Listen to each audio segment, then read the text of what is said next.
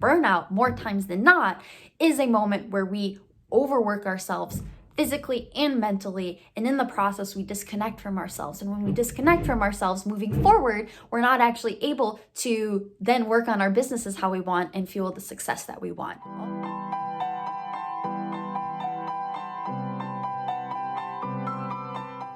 What is up? My name is Nat, and I am your mindset coach, here to support you in shifting your internal world so that you're showing up that much more powerfully in your external world, specifically in your online business. I've been doing this work for over 6 years now, and I have been supporting people in really making sure that what's going on in here is supporting the action taking that they're consistently doing in their businesses. Real quick review. Last week we talked about multitasking. Every Sunday, 6 p.m. PST, you can expect a new YouTube video. Last week's topic was on how can we use multitasking? Is it actually real? Is it actually supportive, or is it a myth? So if you haven't checked that out, I'll go ahead and I will link it up here for you guys. Today we're talking about burnout. Today we're talking about how can we shift burnout when we're overwhelmed. We'll also talk about what is it about burnout that is so destructive. We'll talk about what it might look like, and we'll talk about how to shift it. With mindset work, it can feel really intangible a lot of the time. So when I'm teaching on it, I'm very specific on talking about the practical as well as the mental, energetic, and emotional. The practical around, okay, what can I practically do differently to prevent burnout? And then also, what can I energetically and mentally do differently to prevent burnout? So that's what you can expect for today's teaching. Burnout is essentially when we push ourselves to physical, mental, and emotional limits, when we believe that the hustle and grind is the only way to actually build success.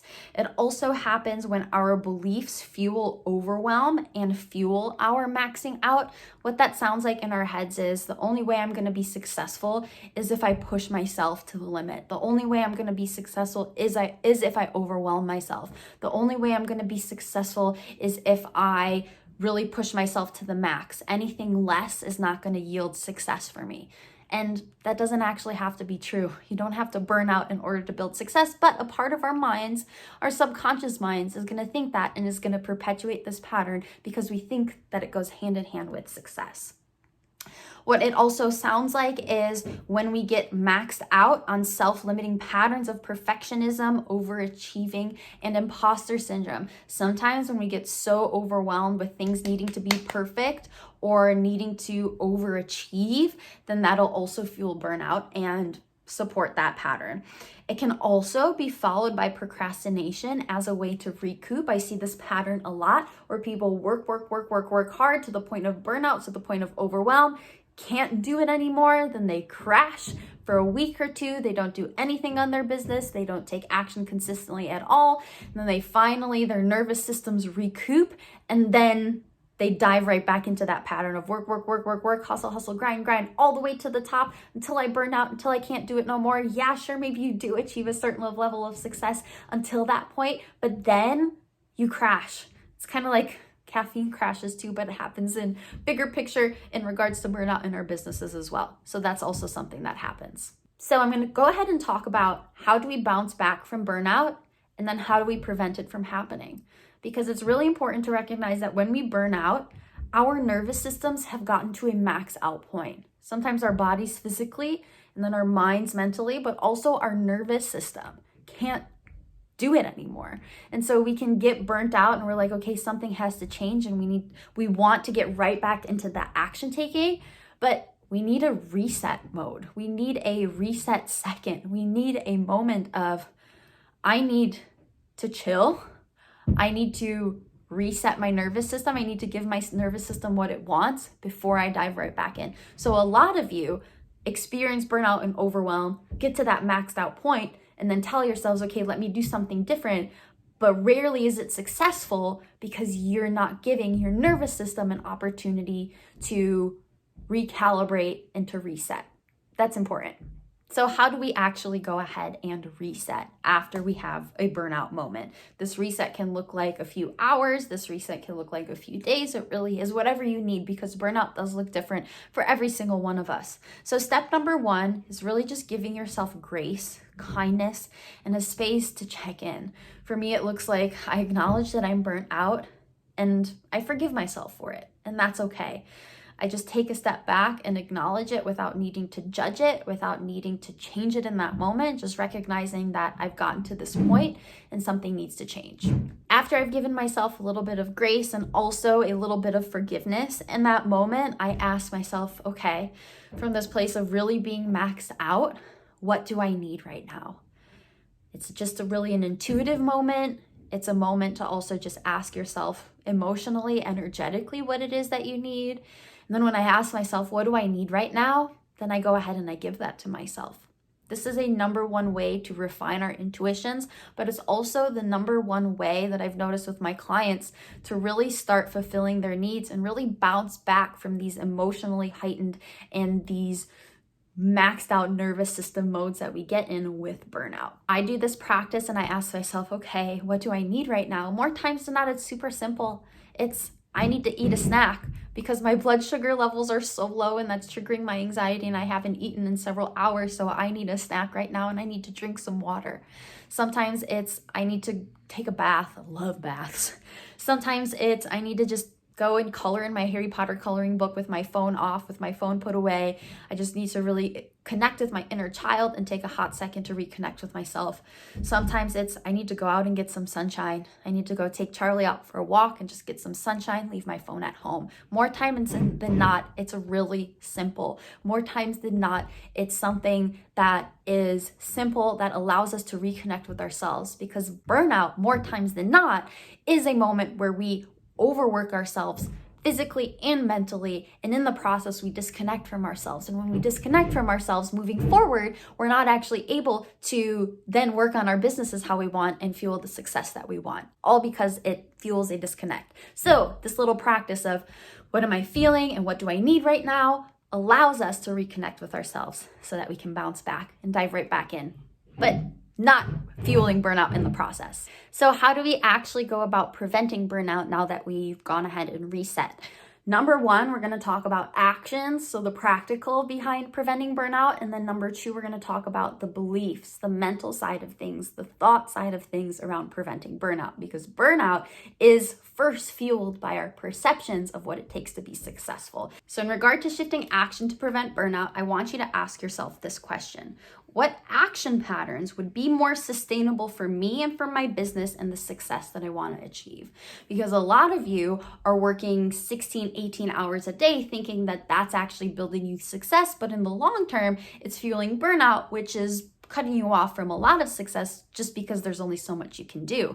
Whereas maybe shifting your workday to a 12-hour workday or an 8-hour workday might long-term be way more productive and might actually be more supportive of your productivity, because you're able to recharge, you're able to spend time with family, you're able to be more productive with the different way that you're running your business, you're able to be more focused. So maybe there has to be some reassessment with the way that you're doing specific things in your business that involves maybe less time or maybe a little bit more concentrated time. So really think about, what are the action patterns that would be more sustainable for me?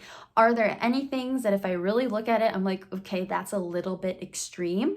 The best way to identify these is say, would I encourage my clients to operate at this level? A lot of the times, if we're a fitness coach, we'll never encourage our client to work out 6 hours a day, even though maybe we're working out immense amounts.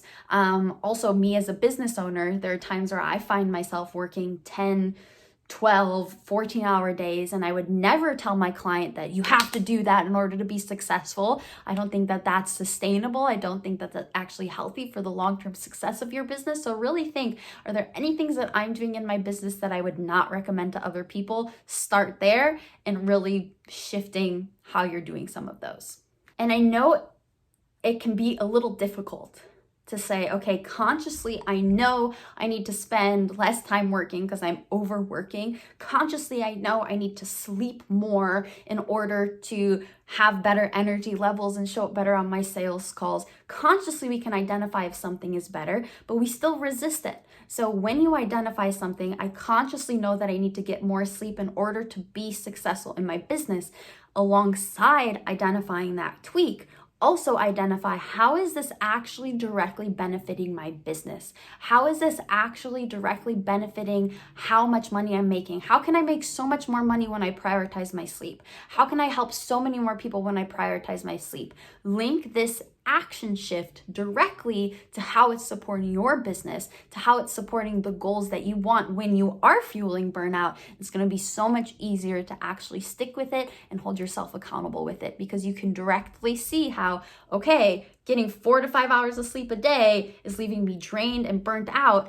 And if I were to consistently get 7 to 8 hours of sleep a day, I'm so much more energized, I'm so much more present, I'm selling more. This is directly impacting my business. It's so much easier to make that shift. And then finally, in order to prevent burnout, we have to shift the way that we think. We have to shift our thoughts, and we have to shift our beliefs around what it takes to actually be successful. First question that I want you to ask yourself is, what do I believe is necessary in order to achieve success? Those of you who have been around for a while maybe have gotten teachings from me from the different communities that I've taught in. I talk a lot about the pancake flip method, where we are identifying a thought, we're identifying a belief pattern, we're asking ourselves, is this helpful? If the answer is no, we're flipping that pancake and identifying a new thought and reinforcing a new thought. So as we start to get comfortable with the idea of, I don't need to feel burnout in order to be successful, what's involved in that is supporting new thought patterns. And this isn't just a fun little thing of like flipping pancakes, I'm doing it just for fun. This is a process that I've created to support the reinforcing of new neural connections, reinforcing new thought patterns. Our brains are so used to thinking a particular way and reinforcing a thought pattern. There are neural connections that consistently reinforce that thought pattern of, I need to fuel burnout in order to be successful. And our brain reinforces that every time we think it, consciously and subconsciously. And so in order to start creating new experiences, we have to start asking ourselves, what thoughts do I want to think instead? And every time we flip that pancake, we're consciously recognizing, okay, this thought, we bring it from the subconscious to the conscious by identifying it. And we identify this thought is not helping me. What's a new one that's going to help me? We flip that pancake, and in that process we are choosing to consciously reinforce a new thought, and we're reinforcing a new perception of what it takes to be successful, reinforcing a new experience that doesn't involve burnout, and it involves us flipping that thought repeatedly. And every time we flip, we reinforce a new neural connection. We reinforce a new thought pattern. So again, the 3-step process is, what do I believe is necessary in order for me to achieve success? Do I believe that, and I currently believe that burnout is the only way to fuel my success? Is that helpful? No, it's not helpful. So I flip that and identify what belief is actually more supportive.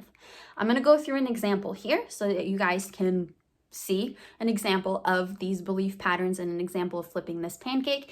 And then for homework, I want you to identify, what is my current perception around success that is fueling burnout, and what is the new perception of success that I want to reinforce daily this week, that I want to reinforce on a consistent basis, so that I can start reprogramming and end the reinforcement of this burnout pattern that is just exhausting me and is exhausting my business. So here's an example of this pancake flip method.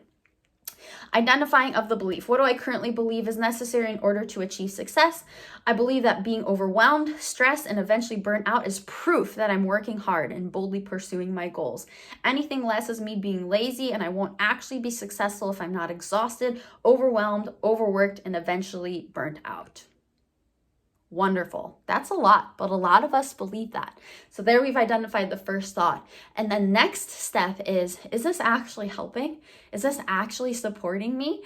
And the answer is no, this doesn't help. It causes ups and downs. It causes disconnect from my purpose and passion and drive. It makes me doubt if I want to long-term keep up with this. It's very stressful on my body and my nervous system. And when I crash, I get nothing done. And that's definitely not serving me or my business or my clients. So we've identified it doesn't help. Boom, we flip that pancake. What would help instead? Here's a different belief, a much more expansive belief that would be so much more supportive. What matters most when I pursue my goals is actually consistency. Success is reaching my goals through seasons. Seasons of yes sometimes are more challenging and difficult than others, but some can also be more simple, more easy, more flowing, more fun, expansive, and energizing. Burnout is not necessary for me to build success. What's actually more supportive of my success is me prioritizing myself, me prioritizing more productivity in a way that's much more healthy, me prioritizing my nervous system, and what gets me closer and closer to my goals is working smarter, not necessarily harder. And sometimes working smarter involves rest, consistency, and releasing this constant pressure of what I'm putting on myself. Boom. That's the new thought. That's the flipped pancake. So your homework is to go through this process, flip this pancake thought, identify this new thought, and reinforce that. Write it on a sticky note somewhere where you can see it every day. Write it and put it somewhere on your workspace or somewhere maybe on your laptop so you can see it every time you sit down to do work. Read it, feel it, and reinforce it. Also, make sure you reinforce it whenever you find yourself dipping into previous patterns of thinking thoughts of, oh, I need to work more. Oh, burnout's the only thing that's going to make me successful. Go through that pancake flip method. And it's the repetition and the consistency of choosing that new thought that's going to create a new neural connection within your mind. It's going to create a new thought pattern, new mental habits, and it's going to support you eventually creating an experience where burnout is not actually necessary for your success. So that's all I have for you guys today. I would love it if you guys let me know what is it that is going to be the new thought that you're reinforcing. Drop it down in the comments. I love hearing from you guys. And as always, watching these teachings can be super helpful. But if you're at a point in your business where you're wanting a little bit more one-on-one support, you want me to come in and really support you in creating a whole new mental landscape and really looking at multiple aspects of where your mindset is at and how your mindset is getting in your own way with supporting you in your business. I'm here to support you in that. The application to work with me is down in the notes, and then also you can check out some testimonials from previous clients down in the notes as well. So please don't hesitate to reach out at any of the platforms that I've listed down below. Thank you for being patient with me as all the construction noises in the background throughout this teaching and the past teachings throughout the past couple of weeks. So I appreciate your patience and keep up the great, amazing work. I'll see you next week, every Sunday, 6 p.m. PST. Keep up the great work. Bye.